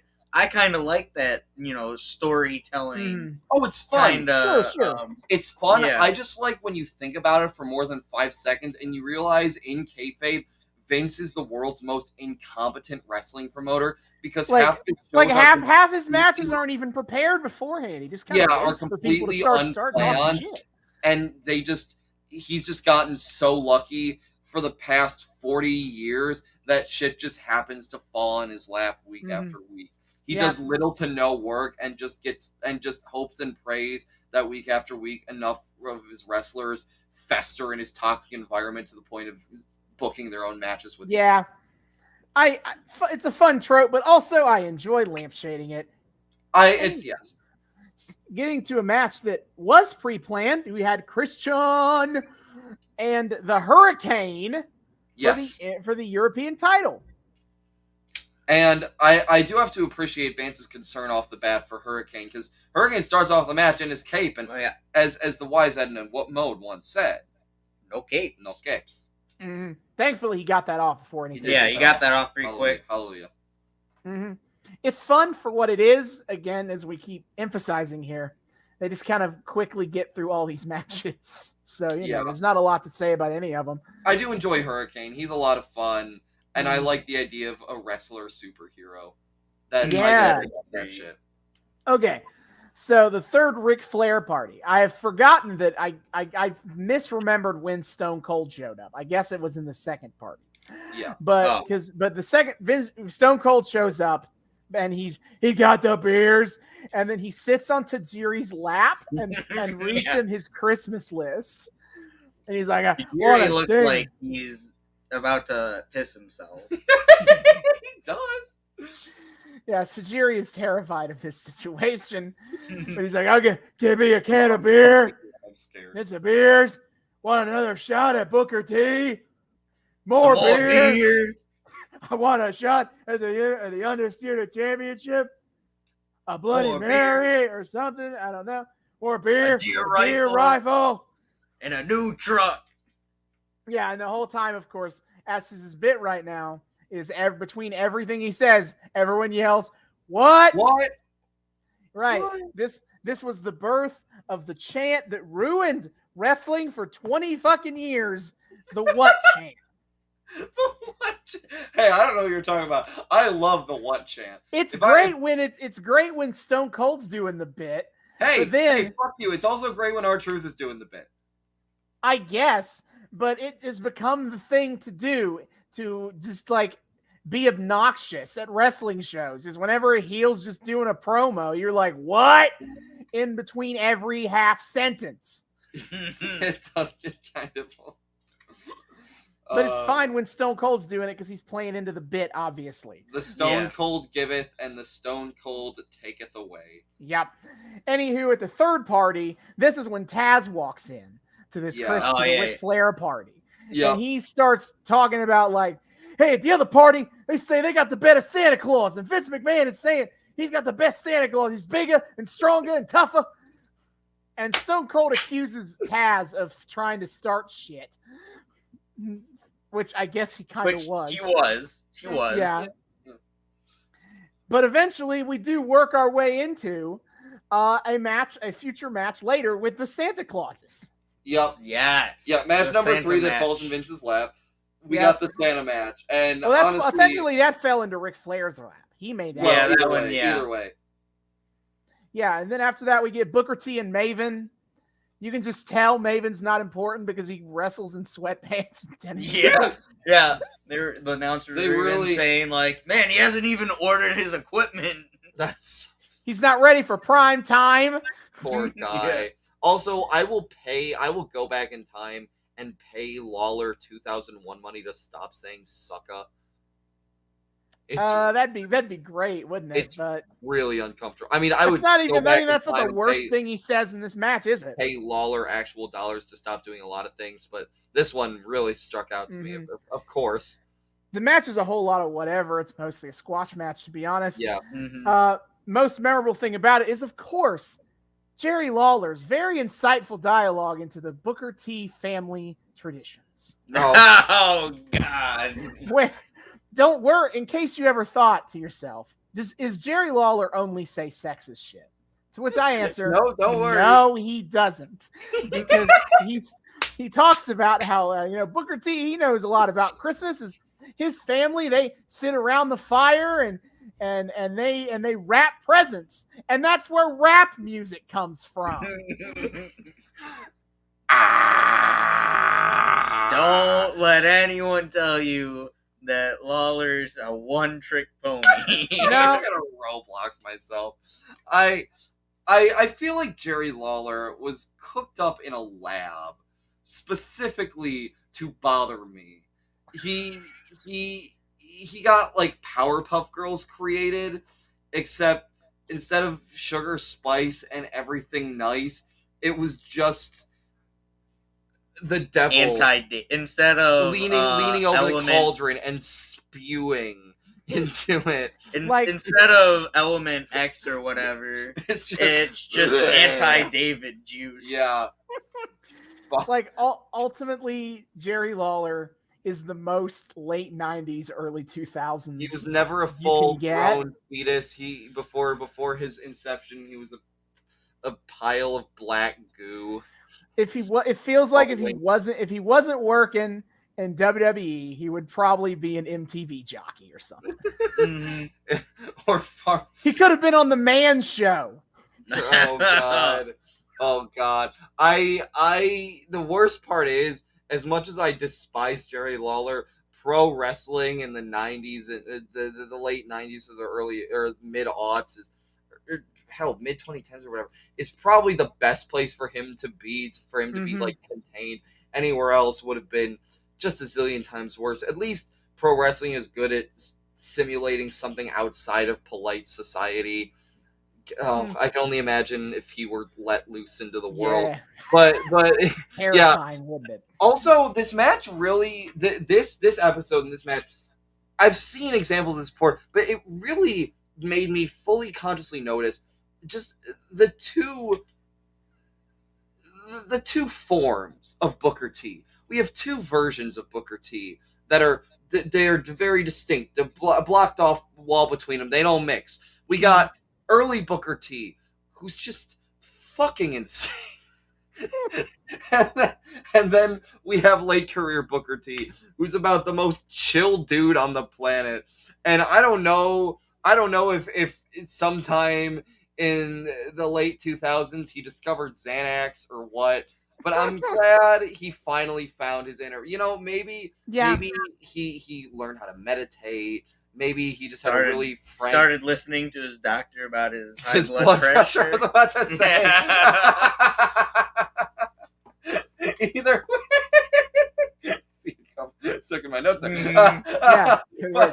But either way, I'm glad that he finally found the peace to mellow out a little bit. Yeah. Indeed. Oh, Also, I just need to point out that for the rapping line, I just broke and had to put down "shut the ever-loving fuck up" lower. Yeah, it was This rough. was also where I noticed the sign that said "I'd rather be at Nitro." True. Absolutely savage. Incredible. I love the it. Signs at these. The signs were out of control as usual. Always Amazing. on point. I love it. It's so good. There love was at the last AEW. Oh, there were a few There good was ones. one that said Vince McMahon ruined more careers than COVID. COVID, I saw that. Yep. Yeah. I was a real fan of the dude who brought Earthbound Sucks, and he popped it up right at the end of the broadcast. AEW matches to bring signs Like RPG hot takes. hot takes on them. Didn't it start with someone roasting Kingdom Hearts? Isn't that how it began? No, somebody said like Persona 5 sucks was the first one. And I mean, it was one of the games you loved. it was Persona 5, and I was like, hey, fuck this guy. But then like every week now, there's got some dude bringing video game signs. Just That's bring so your funny. video game hot takes to Dynamite. We're getting off track. As Yeah, much as I love being off track. Also, shout out in this match toward the end, some shenanigans go on. And the ref, for once, knows how the fuck to split his attention between the shenanigans and what's actually going on in ring. This is the first time I saw someone not fall for the "don't keep Neidhart in a corner" trap. Oh, that was the Tajiri. Oh, that's the next one part. Oh, yeah, it's oh, Tajiri. oh. Because that's when all the shenanigans happen. Is the next match is the Battle of the Santa Clauses. Oh yeah. Bubba Ray, Yep. Dudley versus Tajiri. This time, I'm glad they once again fighting in their full regalia. Oh, to much Yes, less surprise on my part. Yeah, they fought in the Santa Claus outfits the I entire will time. say, I am slightly disappointed that they didn't lean more into being Santa in the match. They just were wrestling like their normal selves, just wearing yeah, Santa suits. Dudley was, he would do a move and then he'd say ho ho ho. Yeah, Bubba did a lot of like ho ho ho stuff. Yeah, but I wanted them to bounce their bellies off each other. I wanted them to have. I don't know. I wish they had gotten a little bit more into the character. Personally, it says the actor, but regardless, fun concept either way. I enjoyed it. Yeah. At the very least, I'm here for it just vomiting Christmas all over me. Yeah, as we reach Holly Jolly Day. Ironically, is how he won. A little bit, yeah. Basically, okay, so the end of the match here is a whole lot of shit going down. Is that Devon Dudley, Bubba's brother, is starting to interfere, and he's at the top rope, and he's going to do a bit where, like, what they do is they like hold them down like that, and then he headbutts them in the taint. That's what happens here, and it's the what's up, and very 90s. Anyway, I feel like the Dudley Boys are just a slightly classier dollar store version of the Nasty Boys. Yes. Anyway, so they're trying to interfere, and then Taz shows up to stop Devon Dudley and interfere with this. But first, the ref does run in between them to like stop them from like, no, you can't do this. Hold on. I've never seen a ref actually do that. He was keeping his eyes on the in-ring action. Yeah, so Taz interferes and stops Devon, and in all the confusion, Tajiri, who normally spits the green mist all over people, he had a special mist prepared today. He got the red mist. Oh, true. Yeah, spits all over Bubba's face, and then kicks him in the head, and then a 20 years younger Malachi Black was taking notes. Indeed. And so Tajiri gets the win. Tajiri Claus is the winner. Yeah, they treated the cruiserweight with respect. Yeah, that's on the new. Christmas episode. I kind of figured Bubba was gonna win, to be honest. Well, look, I would never be surprised if they shat on the non-white cruiserweight just for the meme. Yeah. And then we come back to the Vince McMahon party. And it's going great. Talk about creating moments in the front half. And at some point, I don't remember the context. Oh, yes, I do. Now I remember. Is that Kurt Angle comes in and he is talking about how he's going to win. Don't be sad that Bubba Ray lost because he's going to win the title. He's going to strip the title away from The Rock. And Mae Young runs up. It's like, did somebody say strip? So she hands off her comically large cigar to, I believe, Vince. I think is who she gives it to. It was to Vince. Yeah. And Vince is just like, wait, what the fuck? What? And so she hobbles on up to the stripper's platform. And she just starts going. And everyone is just horrified and disgusted as she's taking her jacket off. She's implied to be open her shirt. Yeah. And only Pat Patterson who's one of Vince's stooges and is in one of the elf costumes in this party. Is like, yeah, May, you go, girl. Everyone else is just like, oh God, my eyes. And then half the party leaves. Oh yeah, they're all out, which is important for later. Then we get the video package you alluded to earlier with the Undertaker. No. You can't skip over. No, you can't skip over how that bit ends. No, they show the. That's two different bits. Oh, yeah. It is. Okay. Yeah. They take a break, whatever. Talk about the Undertaker and Jeff Hardy and Matt Hardy. Yeah, they sum up that whole storyline that I mentioned in the front half of the Undertaker just being this big sadistic motherfucker. He destroys Jeff. He destroys Lita. And Matt's like, you know what? I'm going to fucking kill you. And on SmackDown, they have a match. And he tries. And the Undertaker kills him. Yep. Rip in peace. Yep. So it's like who can stop this monster? The Undertaker. Who rides a motorcycle now. He rides a motorcycle. And then we get back to the Vince party. And it's dead. Because only people left at this point are the Stooges and Vince. And Vince is just like, please make this stop. And he turns around, and the Christmas tree is a lot closer than it was earlier. You see the Christmas tree like Muppet walk up behind him, and I'm like, what the fuck? While it's moving behind him, Mae Young starts taking off her pants too. Yeah. Oh yeah, I forgot she did this first. Second strips down completely. Second fullest cake shot of the night I had. And hey, no shame, May. Live your truth. If you want to strip at in your 70s, 80s, fucking go for it. Yeah, we're proud of you. I just find it deeply funny that this very horny show gave the two best cake shots to Rikishi and Mae Young. Yep. But she is in full frontal right now. Yes. And Vince is ready to die. And so he turns around and is like, who moved that Christmas tree? What is that doing there? And then tree puts us over. It's Stone Cold Steve Austin. Yep. He showed up at this party to beat some asses. To beat some and Pat Patterson's head ends up between Mae Young's legs. Yep, he grabs Pat Patterson. Don't look up. I can't tell. Forces him under Mae Young's legs and then forces his head up so he's looking directly up. And I honestly can't tell if Pat's horrified or in heaven at this. I would assume horrified because, as I mentioned when we were watching, it's an open secret that Pat Patterson is gay, and Jim Ross makes plenty of remarks to that. No. So I assume you're supposed to think like he's like dying. He's in like a coma right now. Well, that's true, but he was the one who was horrified earlier.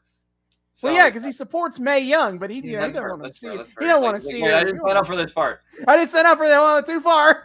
Oh no. But yes, the Vince's party is officially ruined by Stone Cold. Based and epic. Thanks for the practice, Stone Cold. We love you. Thanks, guy. We get to our main event to get a little serious again. Chris Jericho, The Rock, and Kurt Angle in a triple threat match for the Undisputed Championship. And it lasted more than 3 minutes. Credit where credit is due. Yeah. Game a real match, and I thought it was pretty good. I quite enjoyed it. Early on, of course, fucking one of the first things from the mouths of the announcer table is the numbers game. Right. But for real, of course, we get Jericho and Kurt Angle Unlikely Alliance teaming up to dick down The Rock more before we can get anywhere else in the match.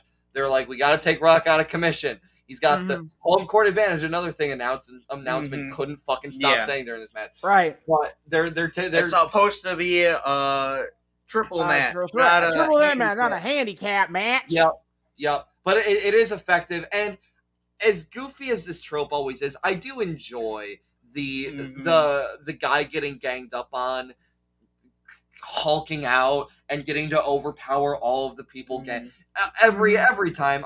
For some reason, I'm a huge sucker for that. Also, forcing one to miss and run into the other guy. A classic. Yeah, they do a lot of those bits. Pseudo. What's the term? What's the term for that? Three Stooges? Or No. When you accidentally malfunction at the junction. A pseudo malfunction at the junction. Yeah. We do get a lot of really great moments of Rock overpowering, tricking them into conjunction at the junction, or malfunction at the junction. But I also do appreciate, I've said this of other superstars, headline superstars of the past too, but Rock's another one who falls into WWE main characters who, credit where credit is due to our super powerful main character. Dude knows how to sell. I love watching him struggle. Yeah. And I think it really does add a dimension of not only vulnerability, but added strength of if they're able to struggle so visibly, but still overcome. It's goofy and it's obvious, but it is fun to watch, and it does make those moments where he does, especially when he's getting overpowered by two guys at the same time, where he manages to outwit them or overpower them or whatever. It does make them feel particularly triumphant, and Rock got a lot of great moments out of that. He did. It eventually, at like the midway-ish point of the match, it gets to the trope that you get to every single time we run a 2-on-1 in a triple threat situation. You know, Jericho has the Rock in a position to, he's trying to get him in the walls of Jericho. It's a submission move. An Angle stops him. And it's the other way around. Angle has the Rock. I'm sorry, I misthought that. Angle has the Rock in the ankle lock, and Jericho stops him, and Jericho's like, "Hey, what the fuck, man? What are you doing?" Yep. And because again, this is only one man can win this match, so the alliance inevitably breaks down, and it becomes more of a 1v1v1 situation. Yeah, true. Then the ref gets knocked out. Yeah, fuck your ref once again. He does. A little bit of a malfunction at a junction, and the referee is down. We're putting a lump of coal in all the poor ref stockings. Yeah. And then, ref's knocked out while the Rock gets Jericho in. He had him in the walls of Jericho. He had him Jericho in his own move. Jericho was tapping out. Dude. The ref didn't see it, and then and the Rock notices that the ref's out and goes over and just kind of starts kicking the ref. Hey, get up. Clyde's like, "Hey, wake up! Hey, I won!" And then Kurt Angle runs and gets a chair, and he tries to hit the Rock with it, and he hits Jericho square in the face. The Rock hits his move, the Rock Bottom. And that, again, the ref is down. Can't do shit. At one point, at the finishing bit of this match, I think, is the Rock goes for the People's Elbow. He does hit the People's Elbow. He hits the People's Elbow. No, he can't get the pin.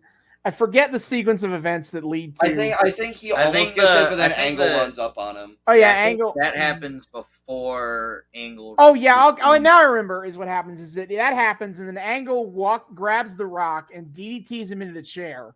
And knocks the Rock out, and then Jericho just kind of crawls over on the Rock and pins him. He's got his arm on, and that's all you got. Cuddling after. It's so romantic. Yeah, cute little cuddling, whatever. And then the Rock and the Jericho wins 1, 2, 3.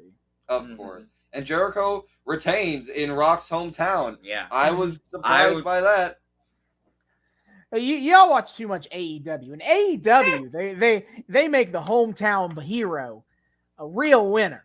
Yeah, fucking This is even WWE, where you don't do that. Because if you considered how much booze you can get if you beat up the hometown guy in his hometown, David, have you considered the heat? No, you haven't. Vince is like, I never want to know a day that's under 40 degrees. like we talk about the Jim Ross kissing Vince's ass. That happened in Oklahoma City, Oklahoma. In front of it was in JR's hometown is when he did the kiss my ass thing. Man. That's why he did it in that moment. Is because it's JR in his hometown, so we're gonna definitely make him do this now. How does Vince not get riot crowds constantly coming for his throat? Because unfortunately, we also all know this is just a show. Thankfully, nobody's getting stabbed or anything. That's true. That's true. Yes, that is the show. The hometown boy never wins in WWE. The Jericho retains the title. Ha ha ha ha ha ha. And that is how we end our show. This was a hell of a wild great ride. show. Great show. It was so goofy and stupid. But, I mean, at the end of the day, I'm a sucker for the season. Mm-hmm. Anything that's willing to drench me in holly jolly for a couple hours, yeah, shut the fuck up and take my money or my eyeballs or whatever. I don't care. I'm here for the Christmas trees, for the eggnog when we don't got two lady wrestlers going around in it and a poor beleaguered ref. I'm here for the single bauble hanging off Kane's unitard. I'm here for all of it. Dumb, but dumb fun because it's Christmas. Waka waka. Mm-hmm. Yeah, it's a show that is probably effectively non-canon, or at least will probably not have any big effect in story going forward. A televised house show, essentially. More or less. It was but all a dream. Yeah, but it was fun because it's Christmas themed. There was a lot of fun Christmas bits, even if I had to sit through an eggnog match. All the other parts of that was funny. That was a great time. So overall, got a thumbs up overall from me. Yeah, no, it was stupid fun. I've kind of learned to accept what I'm getting into with this era, and as long as it's as long as it's nothing egregious, then I can have a good enough time with it. I can't wait for us to no, I'm not thinking about it. I'm not thinking about it. I refuse.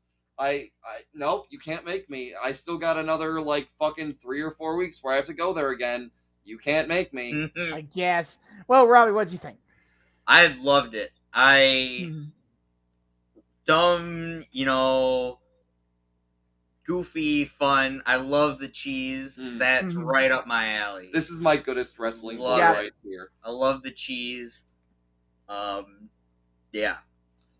I'm so glad we got to bring you on for this one. I feel so proud of this call because this was really so well suited for you. Beautiful. Yeah. Oh hell yes. Well, my friend, thank you so much for joining us on the show. Thank you for having me. Oh, it's an honor. You added a lot to the discourse over. It's a good time to have you in their own special way. We've loved having you. We're definitely gonna have to have you back again at some point. Wait. Because this is a great time, and it's fun. It's fun to have my boys right here in person with me to do this too. Yeah. So that is it for us this week.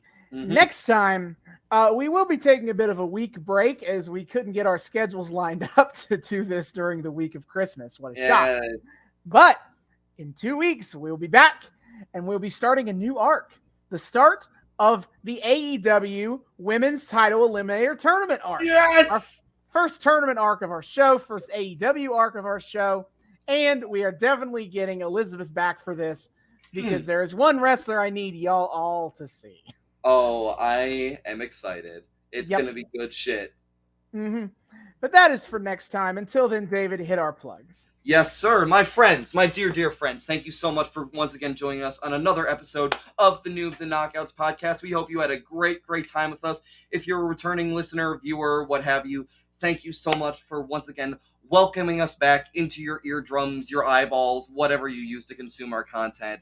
We hope you've had a great time, and thank you for joining us week after week, and we hope you continue to do so. If this is your first time joining us, well, welcome, and this week especially, Merry Christmas. We are so excited to have you join us. We here at the Noobs and Knockouts Podcast like to think that we cater both to noobs and knockouts alike, so whether you're brand new to the wrestling fandom or you are a veteran of the discourse, we hope you've had a great time here. You feel like you're welcome here, and we hope you want to continue spending time with us. If you would like to continue spending time with us and you're not entirely sure how to do so, well, not to worry, my friends. I have you covered. First of all, you can find us on YouTube. We are the Noobs and Knockouts Podcast on YouTube. Hit subscribe. Ring that bell. Make sure it turns a nice little solid color so you get notifications every single time we drop a new episode. Like, comment, add us to your playlist. Check out our playlist. Austin is kind enough to organize all of the arcs that we follow into their own separate playlists. So if there's a specific storyline, era, whatever you want to see us cover, follow all the way through without having to do a whole lot of skipping around, well, bada bing, bada boom, you got a nice little organization there. And hey, in our more recent episodes, you can see our beautiful, lovely faces up on screen as well. See all of our goofy movements and facial expressions and gesticulating and what have you. It's a great time. If you are a fan of the audio-only format, however, you can find us on 3 of the best places to find your podcast, which would be Spotify, Apple Podcast, and Google Podcast. Rate, review, whatever the fuck it is you do on those sites to tell us, hey, you guys are pretty cool. Hey, algorithm, these guys are pretty cool. Maybe more people. Hey, I think a few more people should be listening to these guys. I'm just saying. You know, just an idea. If you would be so kind. Spotify just introduced ratings, so if you would be so kind as to give us a nice little 5 stars, as long as you think we deserve it, it'd be greatly appreciated on our podcast, on our parts. Find the Noobs and Knockouts Podcast on Spotify, Apple, and Google Podcasts. You can also get in more direct contact with us in a few different ways. First of all, we have our Twitter account. We got at Noobs and Knox Pod. I'm pointing to it on YouTube right now if you're looking at it. At Noobs, the letter N, Knox Pod on Twitter. We post every time we drop a new episode, so you guys know what the hell's going on. We drop memes. We engage with the broader wrestling fandom discourse, all that good shit. And, of course, the highlight of our Twitter is the weekly live tweeting of wrestling. What is on the docket, my dear friend Austin, coming up? Yes. As usual, every Wednesday night at 8 p.m. Eastern is AEW Dynamite. It is currently airing on TNT. Come the new year, it'll be airing on TBS. Gonna go ahead and remind you all that. Mm-hmm. And every Wednesday night is the one weekly wrestling show I consistently watch live. For now, I have a bit about this at the end. But we always live tweet that.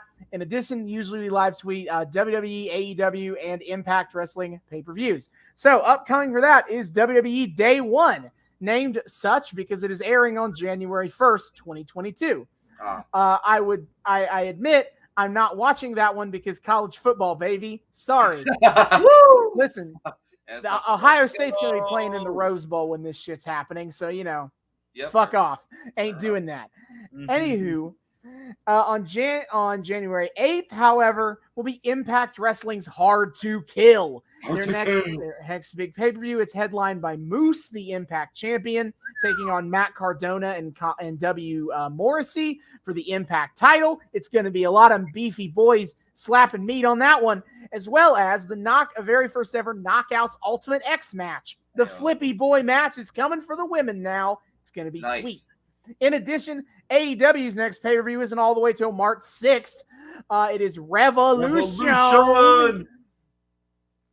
So there's no matches for that yet, but when there are, I'll let you know. Mm-hmm. In addition, one last thing, I'm not going to promise this yet, but it's something I'd like to keep in mind is just starting.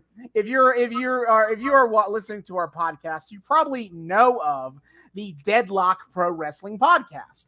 I'm not going to give them the full pitch because this isn't their podcast, but they're a podcast that I'm a fan of and I think is really funny. And they made their own wrestling promotion, Deadlock Pro Wrestling. The first episode aired this past Thursday. I didn't see it live because I was seeing the new Spider-Man movie, to be honest.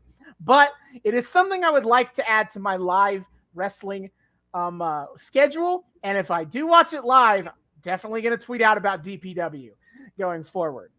But so keep an eye on that. Hell yeah. Be sure to check all that out. It's a great time. Austin's really Oh, yes. I will say insightful. DPW is on YouTube, by the way. Forgot to throw that out there. Nice. And then the other two, Revolution and Impact, those are their pay-per-views are through traditional pay-per-view outlets, as well as Fight TV for Impact and Bleacher Report for AEW.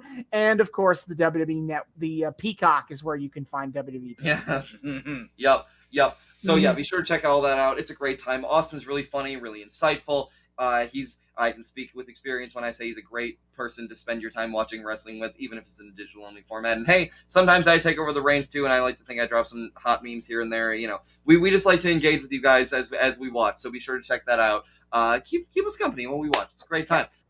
You can also get in very direct contact with us via our email. That would be noobsandknockoutspod@gmail.com. That's noobs, the word and this time, knockoutspod@gmail.com. Come say hi to us there. Tell us how much you like the show, how much you don't like it, things you want to see more of, less of, whatever. Arcs you want to see, special episodes, any other general wrestling media that interests you that you'd like to see us discuss. We'd be more than happy to hear you out. Maybe putting it on the show, all you got to do is say something. Or if at the very least, just come tell us how sweet and lovely the dulcet tones that come from our vocal cords week after week are. We love to hear that as well. Whatever you want to do, whether it's praising us for our show or yelling at us for our bad hot takes or whatever, we just love talking to you guys. Come say hi. We'd love to say hi back at noobsandknockoutspod@gmail.com. And finally, we are also on Patreon. We are also the Noobs and Knockouts Podcast on Patreon. $1 a month gets you early access to episodes and a shout out at the end of each episode.